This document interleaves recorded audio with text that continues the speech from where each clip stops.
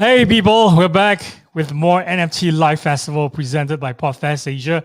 My name is Wayne Chung, founder of PodFest Asia, and also your host for the NFT Asia podcast. So without further ado, I'm going to introduce my next two guests for tonight.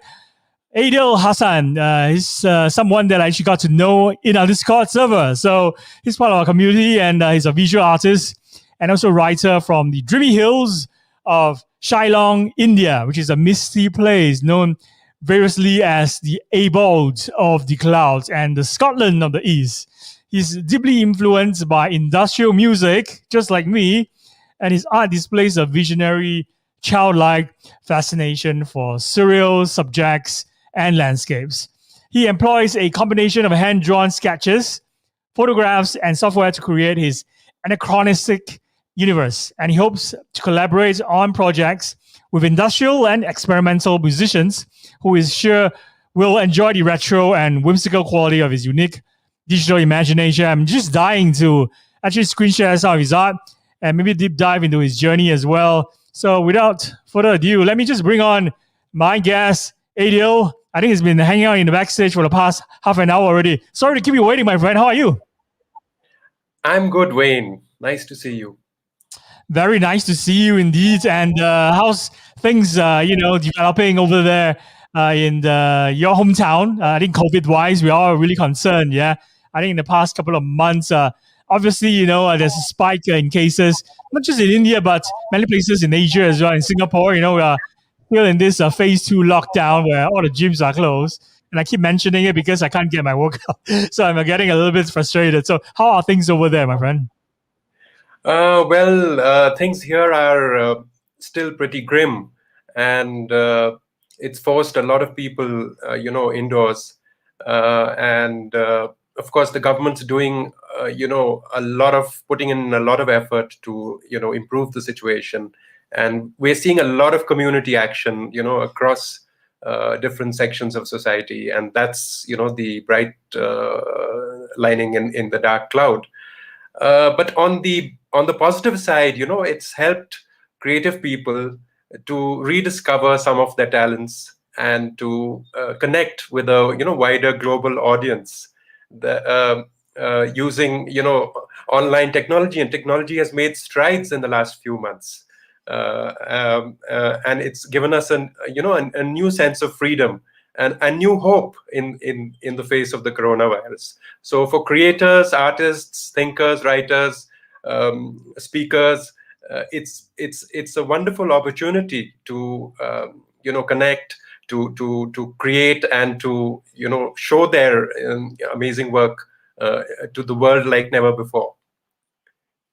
So before we ask you about your NFT art and screen share some of your art, and also ask you whether you are basically inspired by recent events and the pandemic, and to see so much more action these days, right, in the NFT space, I maybe just want to give you more opportunity to talk for the next 2-3 minutes about your journey. I think this is my favorite question that I ask every single guest that come onto the podcast. Let's start with your story. And we would love to hear how you got started and how the journey has been so far for you. Wayne, my journey started many years ago. In fact, it started as a child. I was always fascinated by machines, by landscapes, musical sounds. Everything inspired me, and I feel I've been able to retain that childlike, vision, and I use my art to express that innate curiosity that I have about the world. I started drawing as a child. In fact, all my textbooks used to be covered with art of spacecraft and astronauts and warplanes. And but I got into digital art curiously only when I started working in a bank about 20 years ago. And the bank was going through a technology upgrade, and they had brought all these nice shiny computers into their offices. And in my free time, after work, I would start using the mouse and the computer to create digital art. Of course, I used a very simple program, Microsoft Paint, that we're all familiar with, and I would make drawings of simple yes, aircraft really took me towards creating fantastic objects, imaginary planets, and things like that. And of course, later when I moved into content creation of my own, and also for professional reasons, I found the time to explore my artistic side. I would create sketches, I would photograph, and I would blend everything together in two programs. One is GIMP and the other is Photoshop. Uh, the image that you're showing us here, this was actually something that I created when I was in Africa, when I was there for work.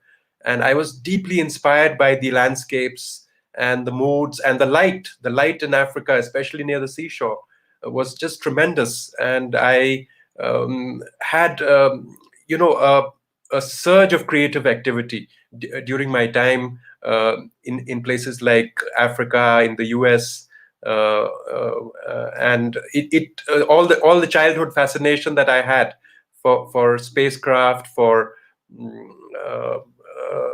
aircraft, for machines, it all came back together. You mentioned machines a number of times already, and I think that's also a theme that we could see from your NFT art, right?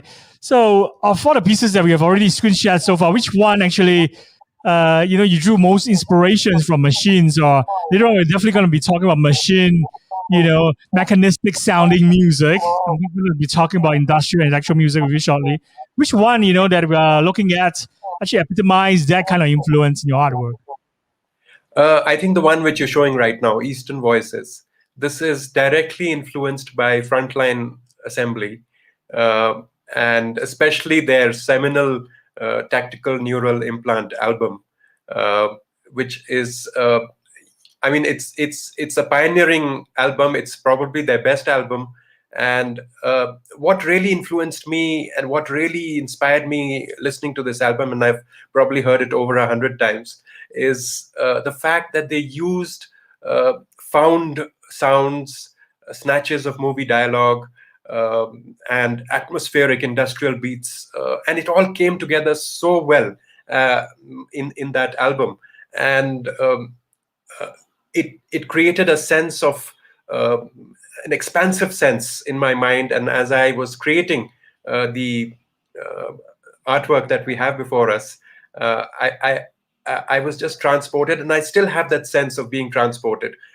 Even when I happen to be walking outside in nightlife and seeing large industrial layouts, it's just the sound of Frontline Assembly that keeps ringing in my ears. I love it, when my guests come onto the show and talk about bands like Frontline Assembly and mention about, all these classic albums like Tactical Neural Implant, right? Which is an absolute favorite of mine as well. For the information of our listeners who aren't familiar with this Canadian electro-industrial band, Frontline Assembly, well, one of the former members, or should I say one of the members of Frontline Assembly, used to play for Skinny Puppy, right? Which is obviously every industrial band's favorite band. I think that harks back to the early 80s, the mid 80s and the early 90s as well. Bands like Nine Inch Nails, I think they borrowed their sound from Skinny Puppy. So, of course, we have to talk about Tactical Neural Implant, right? It's the sixth full-length studio album by Frontline Assembly. And it was released, I think, in 92, if I'm not wrong. It was during the height of the grunge era, right? And I remember it was so refreshing because, obviously we love the angsty music that's coming out from Seattle, but just like everything in life, there needs to be a balance, right? And of course, sometimes we like the ethereal sounds of Delirium, and of course, the more harder sounds by industrial, I would call them pioneers and EBM, leaders from an assembly. And they were on this label, I think, Roadrunner, if I'm not wrong. And it was also, probably the prerequisite for their really heavy album that came after that called Millennium, right? So, of course, you already said that this is your album that you go to for not just your music appreciation and also to draw inspiration for your art. Were you inspired by the Millennium album as well? Because I think that when the album came out, it's the first time I actually heard of the term Millennium. I see.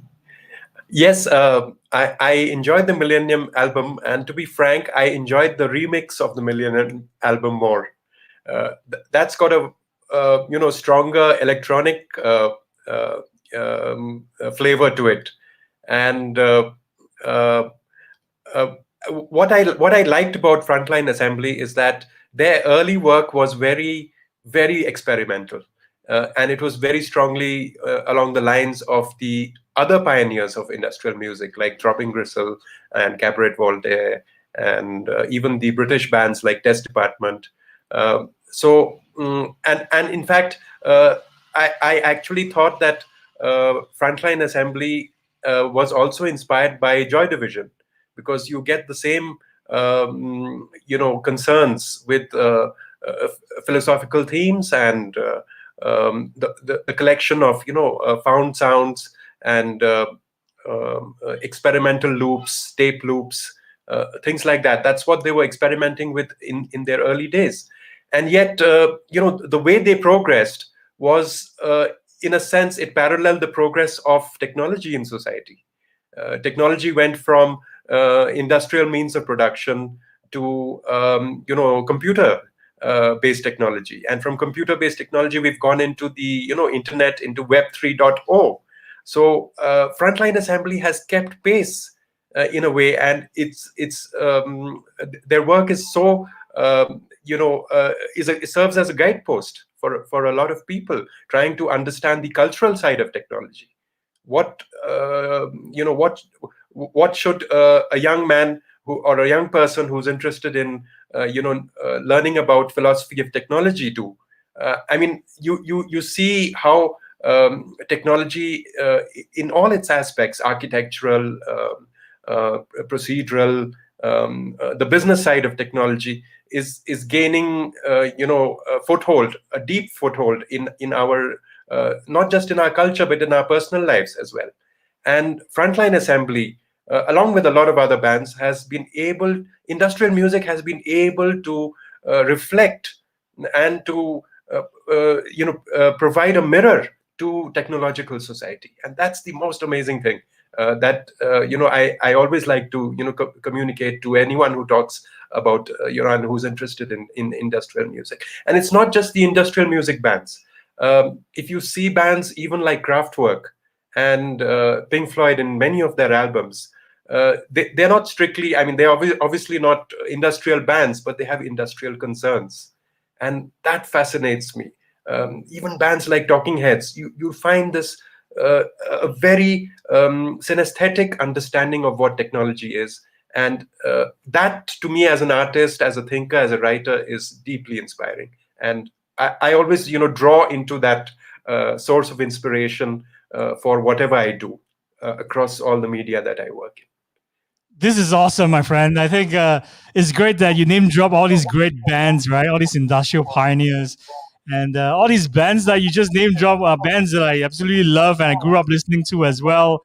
And you also, fuse them, together, this incredible genre, right? With all this technology and advancements that we are now surrounding ourselves with.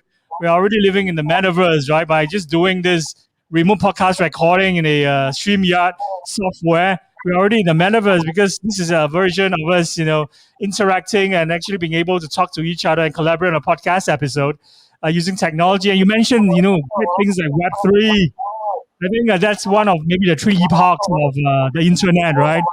Other than that, we're talking about the mobile, how this technology have changed our lives in the past 20 years. And we're definitely ditching all these mobile devices really soon. I think with the emergence of AR and VR especially, right? And of course, blockchains. I think this is probably a next topic that I think we can really riff on about, because you've decided to actually get your art recognized, using the NFT technology. Tell us, why do you think that a traditional artist should mint their NFT? That's a good question, Wayne. Uh, there's a big difference now between the old art world and the new art world. The old art world had a number of gatekeepers.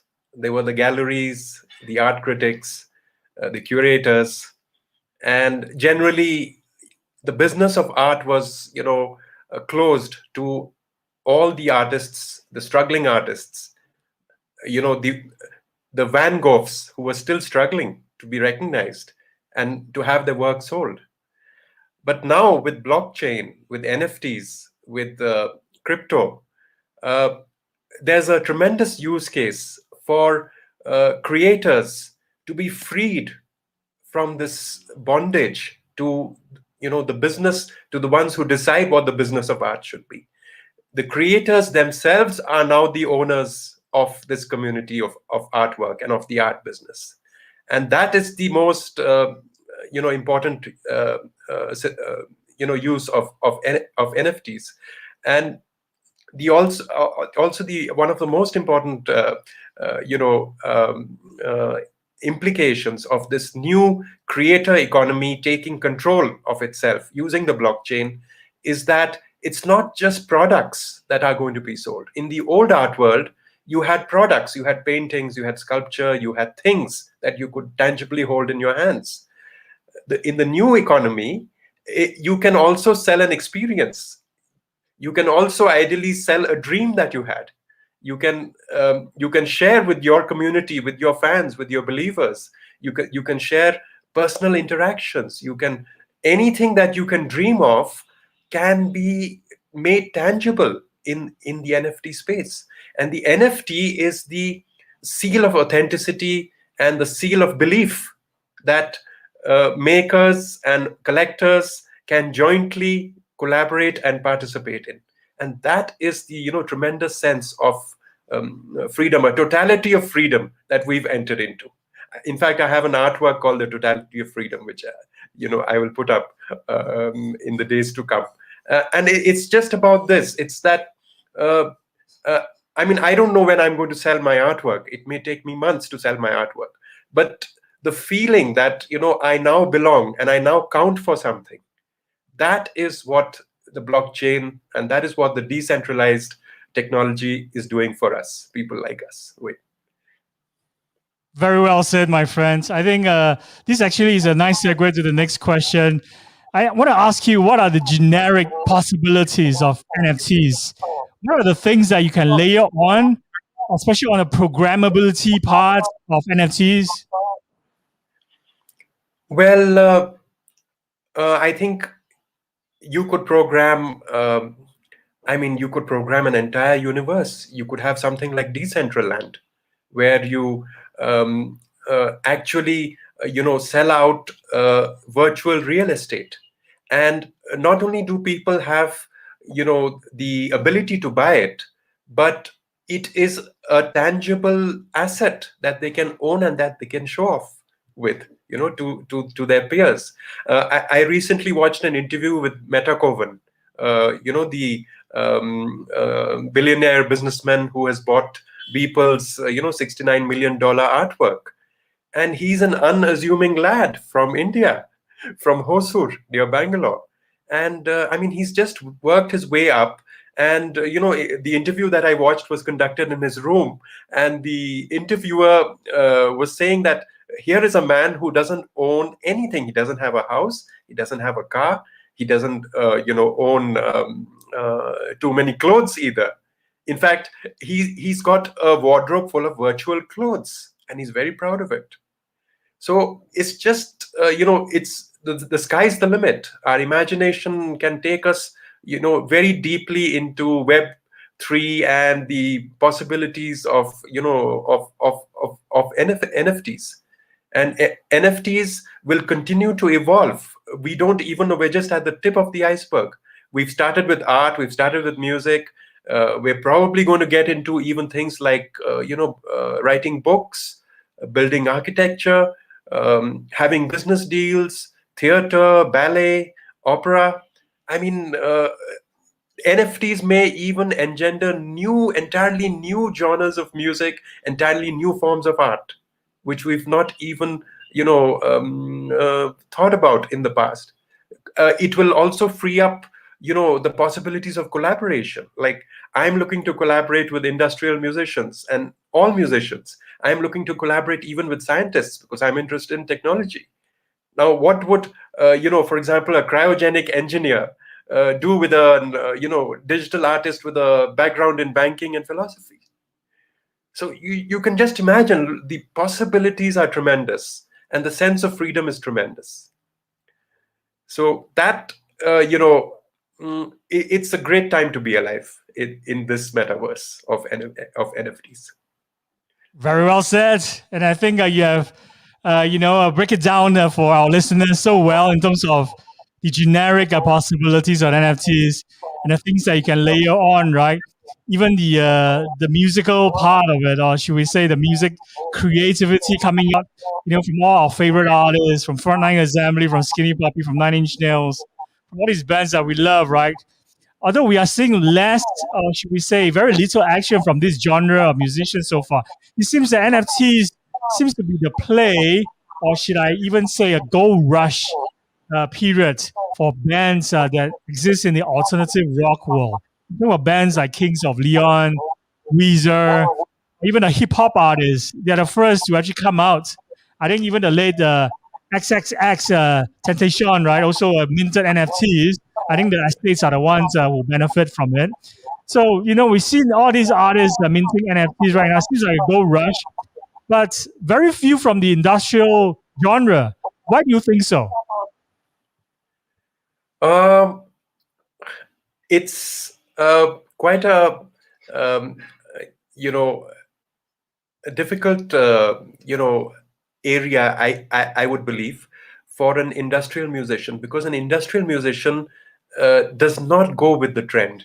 An industrial musician is someone who believes that they have to go against the trend, or they need to have a social or a technological existence which is not what is popular.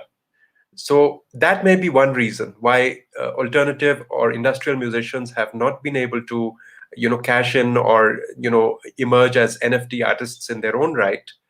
But I think podcasts like this will help industrial musicians to embrace the technology, because it's something that can really bring them out. But again, at the same time, by definition, industrial musicians like to be underground, and they don't really want to be they have a very close knit community among themselves, and they won't be the first ones to embrace or to adopt something which is in their minds populist, not just popular.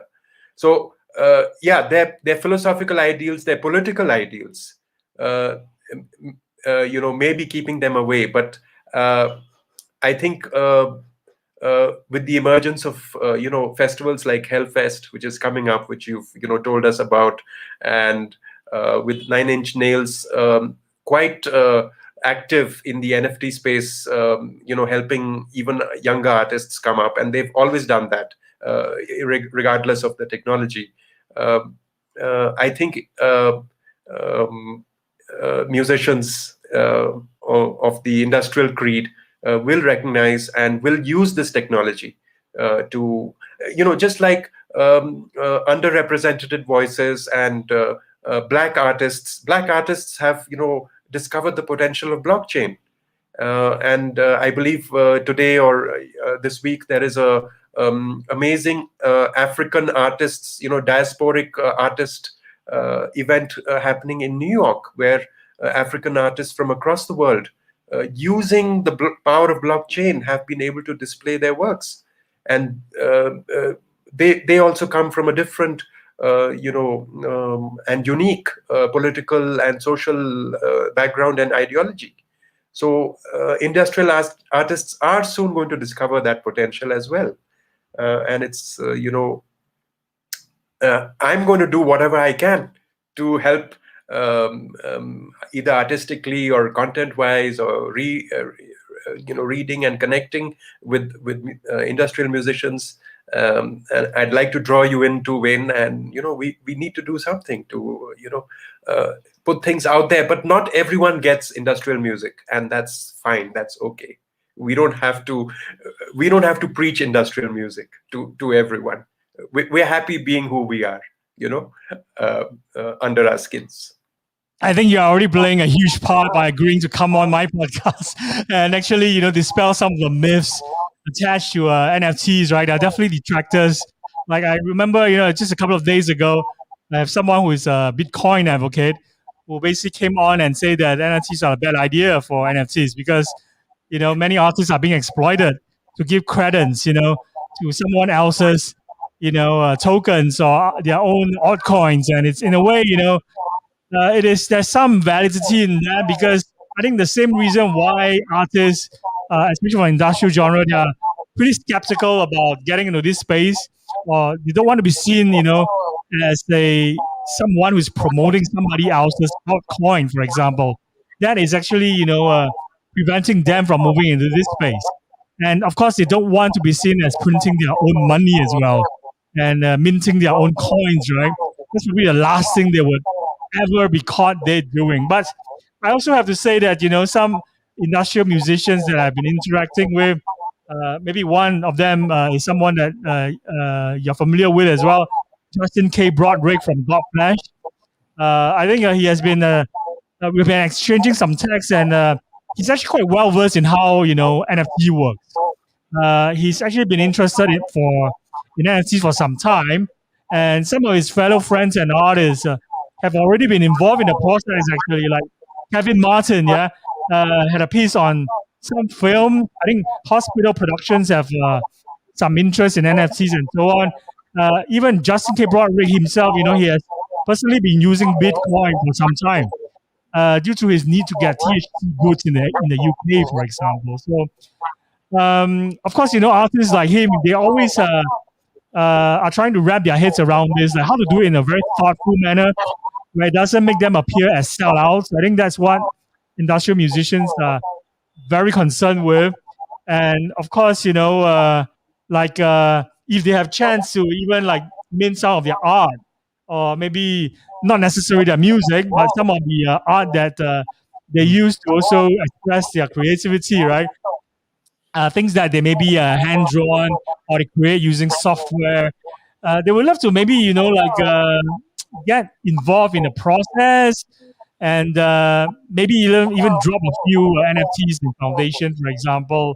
But their biggest fear always is like whether it would invite a lot of negativity, like which is a little bit disconcerting, right, for some of their fans who have actually stick with them through thick and thin, and they do care about their audience. I think this is why we love them as well. They always, also want to have that independent spirit and freedom to create what they want and what they want to do with it. As with anything creative, right, there's always the naysayers and the pros and the detractors. So it's hard to please everyone, right? So, like you mentioned about Nine Inch Nails, I think, they probably look like the best representative or leader of the pack to really move into this space. I remember Trent Reznor is always very forward thinking and someone who is all about growth and exploration, right? Probably Nine Inch Nails would do it in a very thoughtful way where it doesn't look like falling out, yeah. So talking about that, and you mentioned about Hellfest. Are you going to Hellfest in France next year, my friend? Well, if I could afford it, I would go. I would love to go. Yes, it has some, an amazing lineup of, brilliant industrial and hard rock artists, especially Killing Joke, Nine Inch Nails, Judas Priest, Atari Teenage Riot. And that's going to be, especially after lockdown, it's really going to be a hell of a fest. So I would love to go. I mean, I don't mind raising funds to go for it and to cover it and to be inspired to create some, amazing industrial soaked art around the theme of Hellfest. I mean, I could just start working on that as a personal project, and build something around it with a community of artists and fans and musicians and thinkers. But you were absolutely right about what you were saying about starting out a process. It's not that industrial musicians are just going to go out there and start minting NFTs around their songs, but they could start with something small. They could start with their album cover art, for example, which is as precious to a lot of fans like me as their music is. I mean, they could NFT that. They could NFT lyrics. They could NFT even merchandise that would become collectibles. The idea of I mean, as fans of music, we already know what a collectible is. We are collectors of vinyl. We are collectors of tapes. We are collectors of CDs. We collect everything, every paraphernalia that is to do with our beloved artists in music. So bands could think of minting collectibles, not necessarily their music. And also there is a trend now that I've observed, that a lot of creative work is being paid for in crypto, because they trust crypto more than fiat currency. They trust the blockchain to reward them suitably, because the blockchain cannot be tampered with. It's an authentic system. It's decentralized and it's secure. So a lot of artists, whether they like it or not, are setting up crypto wallets in order to receive payments. And that ecosystem, that financial ecosystem, is going to be very liberating for industrial artists. And I mean, that can be that, I think, as you said, is the way for our community of industrial musicians to enter into that space. So yes, looking forward to very good times ahead. And yes, Hellfest is where we are headed. Absolutely. I'm looking at a poster, and every time I stare at it, I get more excited by a small printed, name of a band that I missed out when I look at it the first time. Every time I look at it, another of my favorite band just pop up, in one of the fine prints. I think this is why we love festivals, right? It's the sheer, diverse and inclusivity of all genres or subgenres. It's not just industrial. It's not just rock and roll or heavy metal. It's all the subgenre which are represented. Looking at I think the one that really caught our attention is on the Friday, right? When I think Trent Reznor definitely has a big part in deciding who plays on Friday, because basically these are all the bands that inspired Nine Inch Nails in terms of its existence as well. Without the bands that are going to be on that same bill, Ministry, Skinny Puppy, Killing Joke, I think new bands like Help and Youth Code, that's probably as a way to support the up and coming newer musicians that are actually pushing this genre forward. What Trent Reznor basically is trying to do by listing all these bands to appear on the same Friday, right?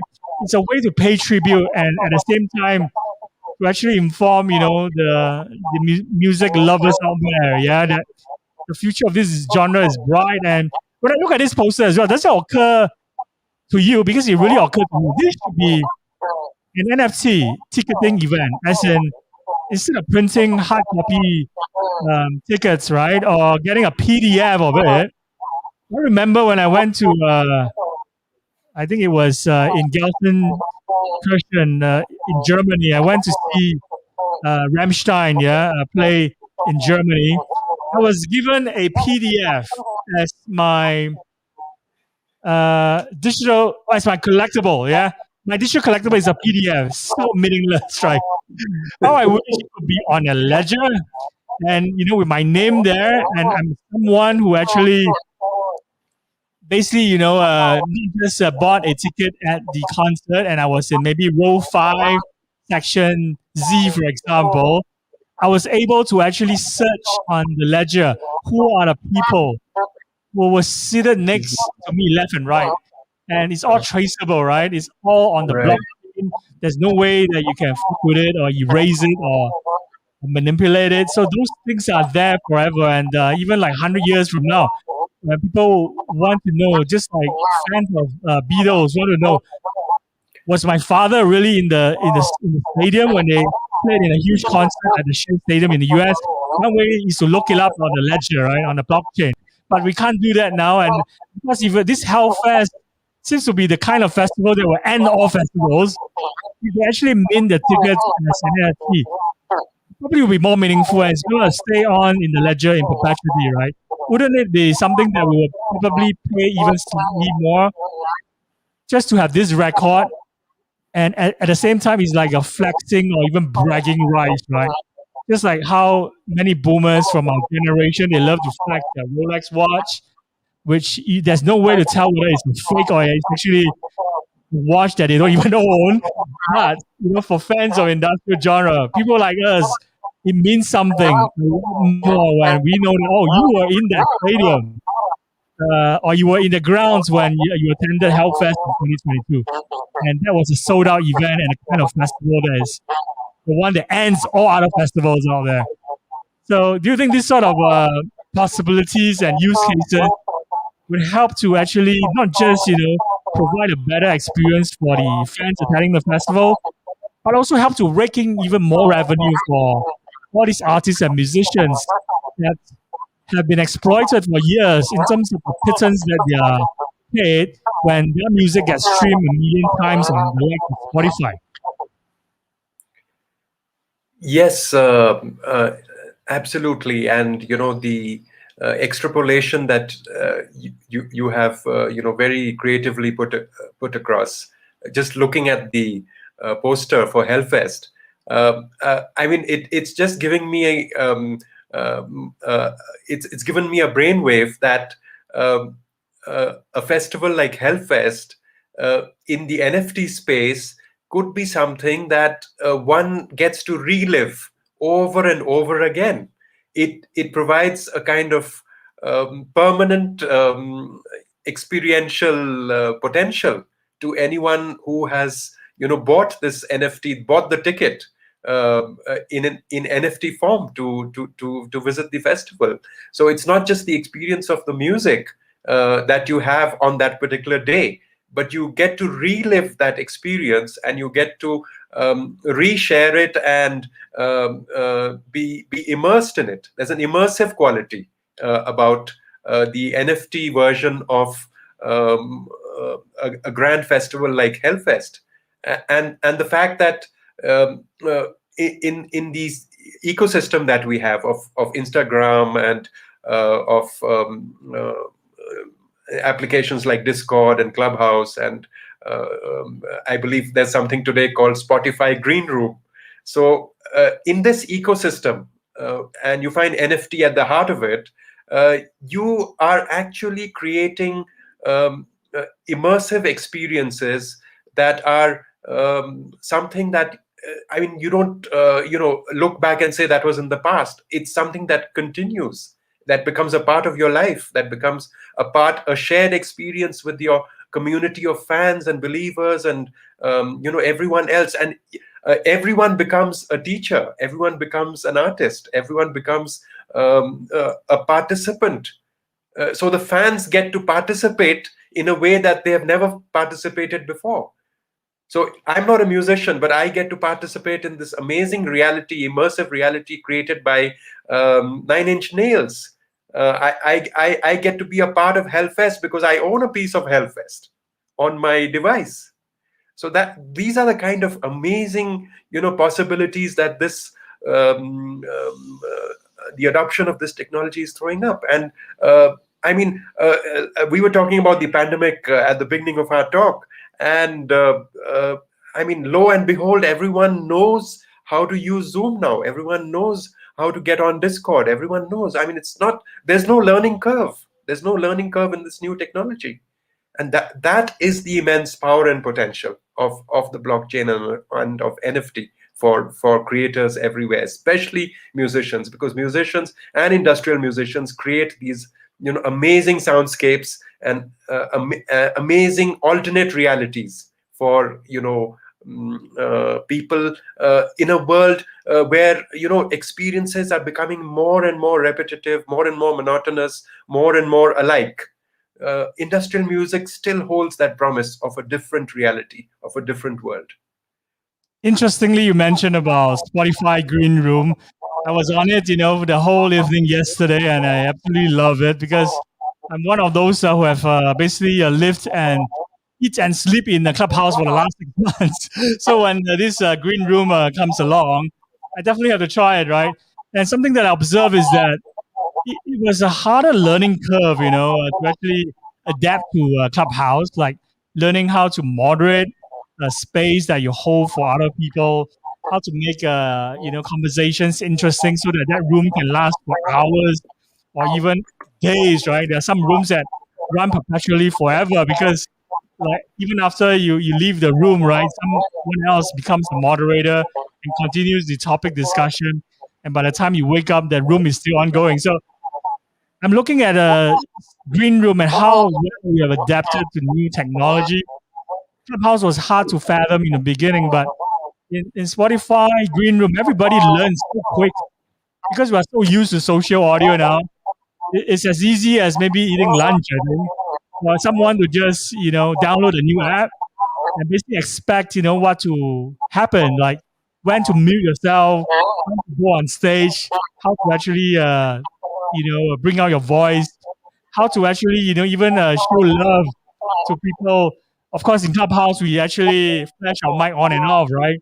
In Green Room we actually award jams to one another. So there's many ways to show love, to people who are engaged in the same conversation, in the same space that you're living together with.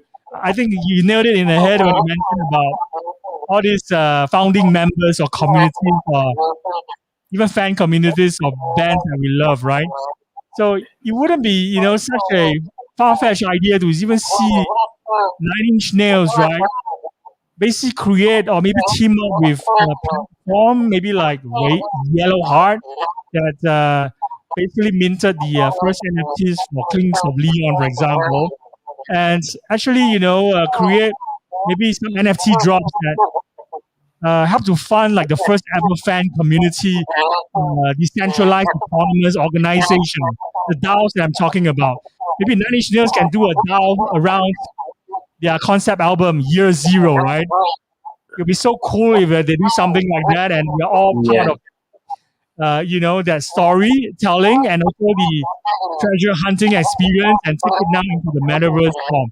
With technology now available in our fingertips, and more and more people owning a VR headset as well, now we are basically able to hunt for treasures in a VR world by just putting on our headset and get lost into the music of Nine Inch Nails, or to actually bring that Year Zero concept to the next level. Is this something that excites you as well? The possibilities. It definitely excites me, but it also scares me because there's one crucial thing that we haven't talked about, and that is artificial intelligence. Uh, on one hand, we have the liberating potential of blockchain and the new social technologies that are bringing us together, sharing ideals and ideas. But we should also be cautious about how these technologies are making inroads into our lives, and they're doing it on the back of artificial intelligence. A lot of the stuff happening on Instagram, a lot of the stuff happening on the social chat rooms, including Green Room and Clubhouse. I mean, I feel they are using artificial intelligence to program how we're supposed to talk, how we're supposed to feel, how we're supposed to react. And sometimes it just boils down to a set of 20 smileys that you use to record your reaction to what someone else is saying. I mean, so I'm not sure if computers always make us smarter, because I get the sense that computers can also make us dumb. because we're forced to use the instructions and the procedures that the computer wants us to use and not what we would like to use. In that sense, I think there's a strong message in all of industrial music, uh, to be skeptical. We should, as Charles Bukowski, the great American poet, used to say that we need to have an inbuilt bullshit detector. And my inbuilt bullshit detector says that I can't always, be in the grip of this technology. I need to stand away from it at times to understand that, is this something? I mean, I need to be conscious of what I'm using in technology, but there's no doubt that we are being manipulated by technology, and as individuals, there's very little that we can do to stem the tide of all these other darker things that are also appearing on the horizon. Neuro linguistic programming, artificial intelligence, chatbot technology. I mean, uh, artificial intelligence assumes that we are all the same, that we can all be programmed, and that we're all going to have the same reaction to everything.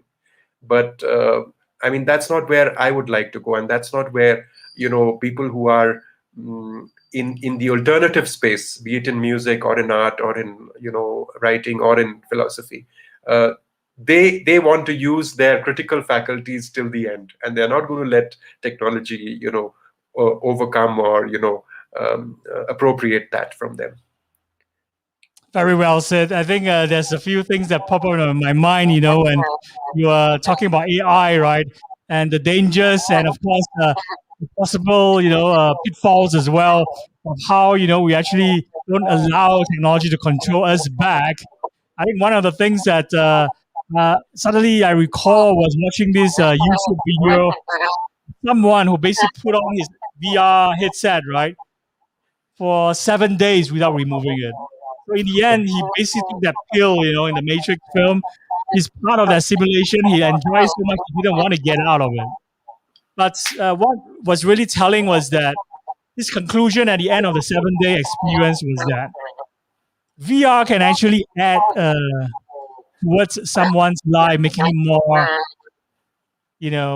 interesting, probably, derive more meaning as well, or allowing someone to actually, explore and even grow, because you're now seeing so much more that wasn't possible previously. Like just like Hellfest, for example, the live goals of many industrial music fans who actually attend this festival.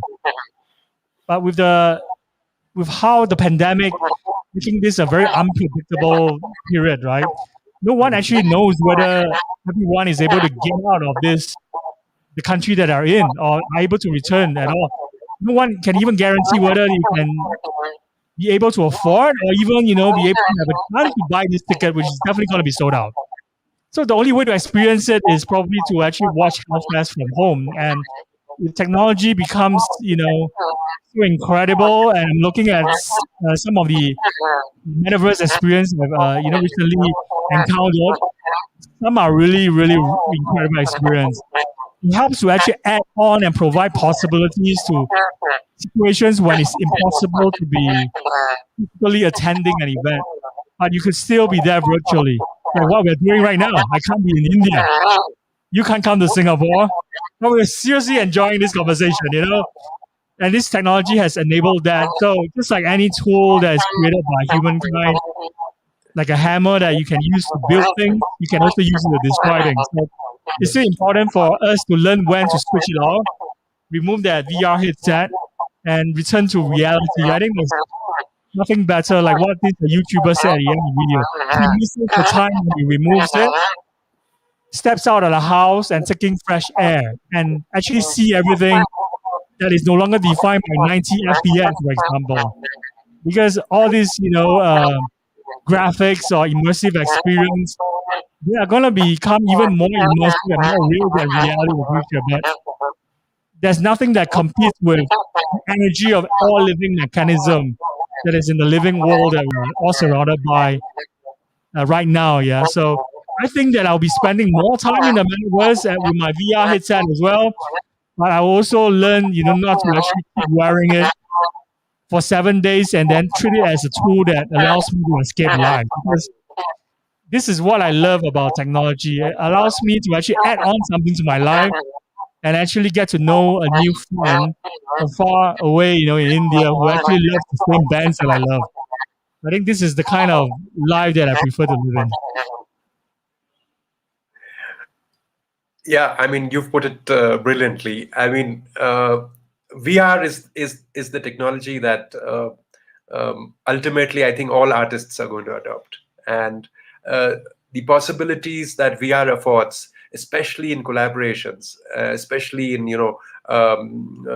creating experiences. That is something extremely tempting, for anyone to get into. And of course, I mean, if we could have Hellfest as a 7 day virtual reality experience playing out in front of our eyes, it could be even better than standing at the back of the audience in the real venue. I mean, you could experience possibly 7 stages at the same time, and you could be very close to the fingers of the bassist, and you could direct your own show of Hellfest, because technology would give you that the controls inside your headset to be able to determine what you want to see, when you want to see it, how you want to see it, how closely you want to see it. And I mean, this in a funny way, this recalls something. In the 1920s, there was uh,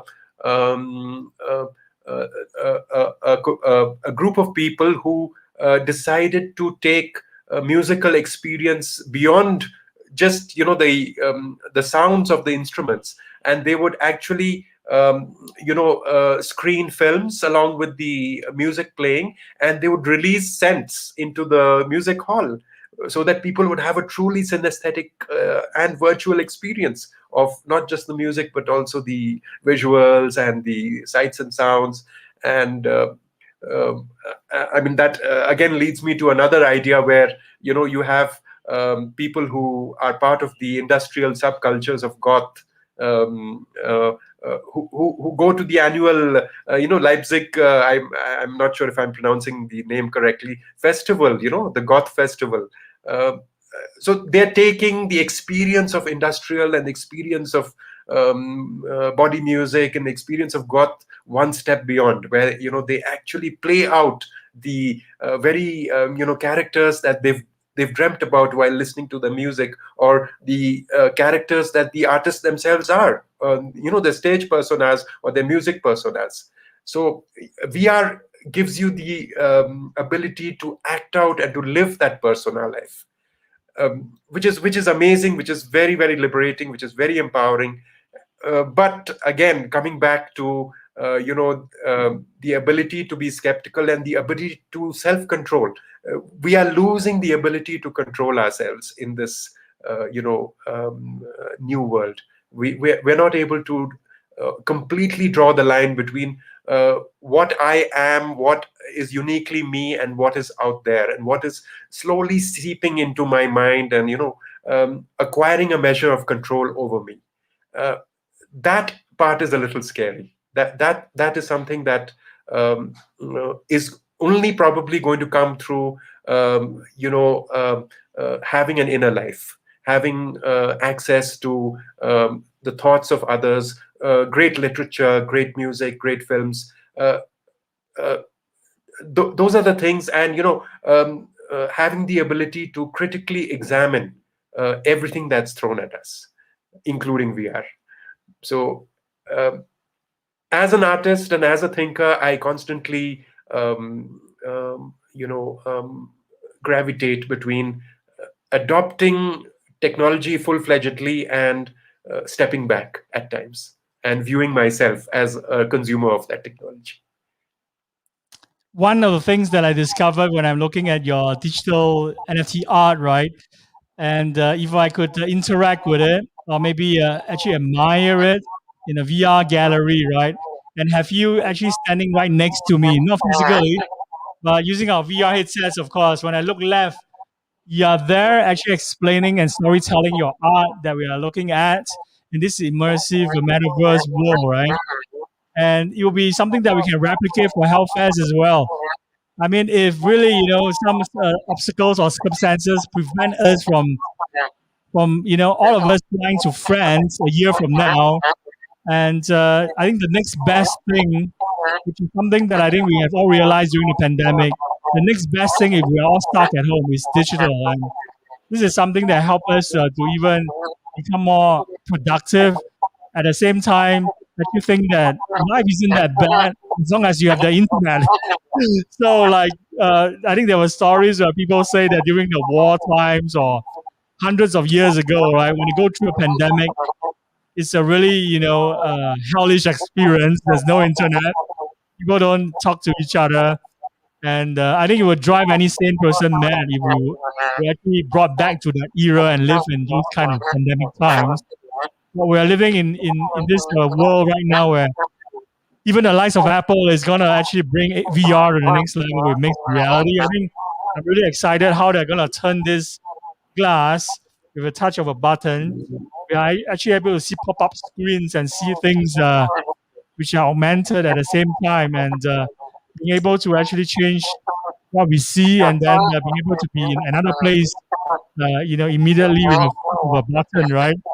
That's really exciting, and that really could even spell, the end of having to actually physically commute to a office for work, when you can all be in the same room by just clicking a switch, and you're in a virtual meeting room with all your colleagues and actually working on a project, or even touching the art and sculpturing the art together in 3D form and making the art in the metaverse.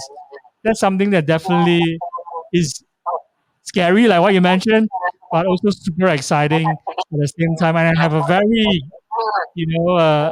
very familiar, or should I say, gut feeling that these are going to take over our lives for the next 20 years, the same way these devices have taken over our lives for the past 20 years.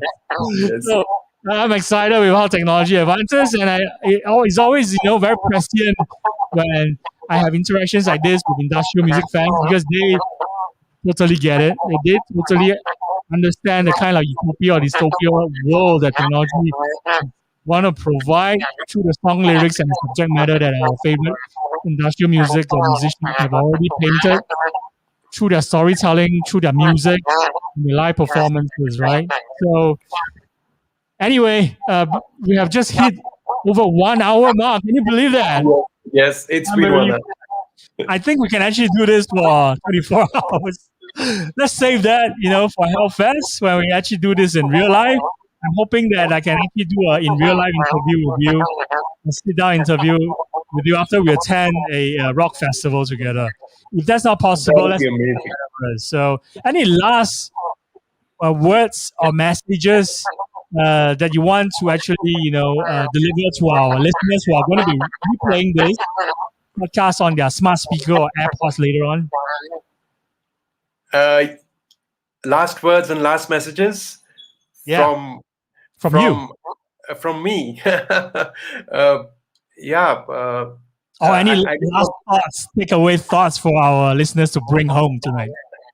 Last thoughts are, as an artist and as someone in the year 2021, I'm super excited about the possibilities that NFTs, blockchain, virtual reality are opening up, and I would invite everyone to come and see my artwork, and it would be an amazing thing, like you said, to have a virtual museum of my work, displayed on a stage, where a festival like Hellfest is going on, and having me explain or talk about my art on one side. So the future is wide open, and technology has finally become has become a collaborator for artists, and it offers a tremendous opportunity for someone like me whose art was buried, not just due to lack of technological opportunities, but also due to self-doubt and underconfidence. And the new technology, the new industrial landscape, so to speak, has liberated the potential that I have as an artist, and the potential of artists, including musicians and painters and art and designers everywhere. So I'm just super excited to look ahead. Thank you so much. Thank you so much for having me to talk to you today. This is brilliant. I think it's fantastic. Very last question. How can people reach you? People can reach me on Twitter, or they can reach me on Instagram and Facebook. And I think it's maybe appropriate to put your URL for your Wazirx NFT page, right, on this banner below. So I think this is just one of the art that you have dropped recently on the platform. Yes. But that's just one of the 6 that we have screen shared tonight. So Yes. thank you, my friend. I really look forward to do this in real life with you. If not, we'll do it in the metaverse or through this format one more time. I have a feeling that we're going to do many, many more episodes together. Thank you for being such a great sport, agreeing to do this, within 24 hours after you appeared on our Discord server. Super appreciate you, and I look forward to meeting you in real life in the future. Take care, my friend. Looking forward to seeing you too very soon. Thank you so much. Take care. Bye. Good night. Cheers. Goodbye. Good night. Good night. Thank you. Thank you. And that's our first guest of the night. I do have a second guest. I think she's facing some technological issues coming on to StreamYard. So maybe I'll take a short break. And in the meantime, just enjoy some of this fantastic NFT art produced by some of the NFT artists that's appeared in this festival so far. And ever since we started doing this in May, we have interviewed more than 70 NFT artists, as well as tech builders in the NFT space. So I'm super proud, at the same time, really grateful that all of them agree to come on to the show and tell us stories like what Adil just did. I think it's a fantastic person, and do go check out his art. And of course, we're going to insert some of his links in our episode podcast show notes later on. So you could listen to him retell the entire story and click on some of the links and maybe even bid for some of his art so that you could own a piece of the digital collectible that he has created. So I'm going to disappear from the screen for a while. I'll be back after a short break.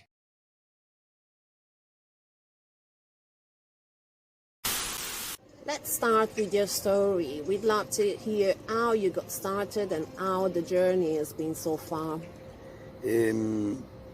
Più che aver scelto io la mia arte, diciamo che la mia arte ha scelto me. Well, let's say that it's been me who chose the art and not the art choosing me. In quanto lo faccio da quando ero piccolo, da quando ho iniziato a disegnare, guardando e riproducendo i cartoni animati. I started when I was a child. I used to draw a cartoon that I used to watch on TV. Questo mi ha portato al centro dell'attenzione della mia famiglia. This has taken me to the center of the attention from my family. E vedendo ciò ho continuato anche nella società a fare questo. So I continued to do this in my everyday life. Fino a diventare io stesso la mia arte oggi. Till I became my art myself. Congratulations on your recent NFTs collection. Tell us about the drop and how you got involved. È già da qualche anno che vendo in criptovaluta la mia arte fisica. Since a few years now I sell my artwork into a crypto value. Ma solo dalla grossa vendita di Crisis che ho deciso di commercializzare anche tutta la parte digitale del mio lavoro. But only after the big sale at Christie's I've decided to market the digital part of the artworks. Quella parte che fino a poco fa non ho mai mostrato. The part that I've never shown till a short time ago. This is not your first time dropping NFTs. Where can we buy your NFTs and what sets you apart from the other NFT project in the metaverse? Non è la prima volta, ma il 13 maggio per la prima volta pubblico anche un'animazione di un mio lavoro. Well, it's not the first time, but on May 13th I will publish finally one of my animation work.